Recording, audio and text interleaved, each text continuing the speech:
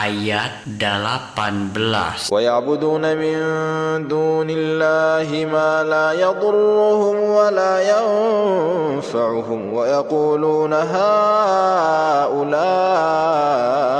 شفعاؤنا عند الله قل أتنبئون الله بما لا يعلم في السماوات ولا في الأرض سبحانه وتعالى عما يشركون. Jeung maranehna nyembah ka anu salian ti Allah, anu henteu bisa ngadatangkeun kamadorotan jeung kamangpaatan ka maranehna, tapi ari pokna mah maranehna barhala-barhala teh anu baris mere sapaat ka kaula sararea dipayuneun Allah.